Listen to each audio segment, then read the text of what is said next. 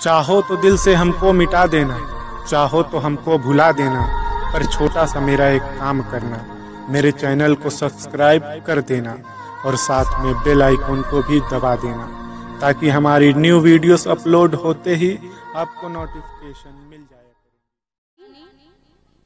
अरे राधिका, आज मैंने स्वप्न में कन्हैया को देखा।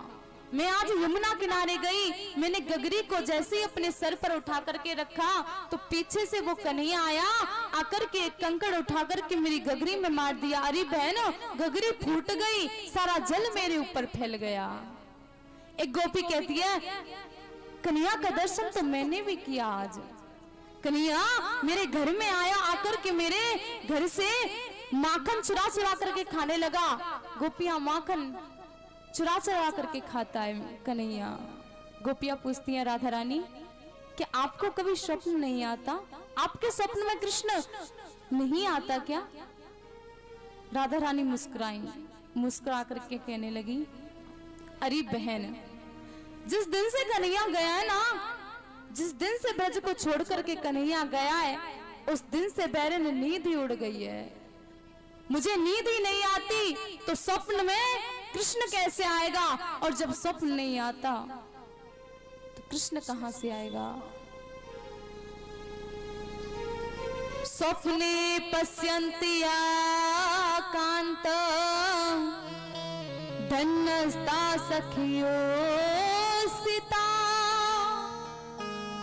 अस्माकं तु गते कांते गता निद्रणाप्य वैरिणी।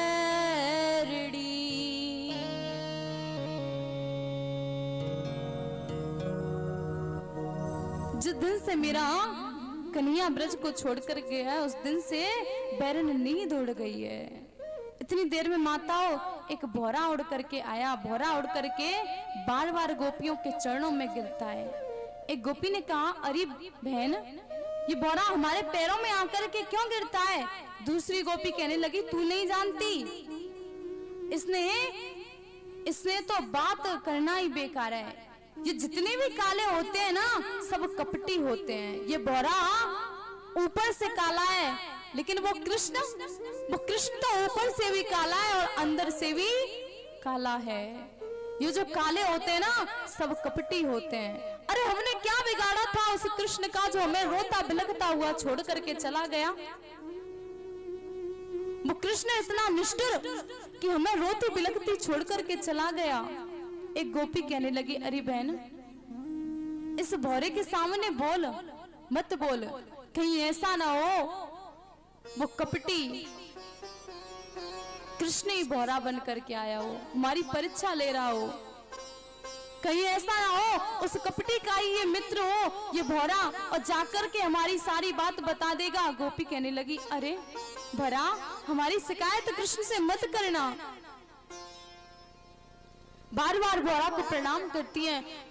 और ये बात प्रेमी भक्तों वृक्ष की आड़ में खड़े होकर के उद्धव जी महाराज देख रहे हैं। आज भौरा तो चला गया, श्री उद्धव जी महाराज वृक्ष की आड़ में से निकल करके आए और गोपियों के सामने खड़े होकर के प्रणाम करने लगे।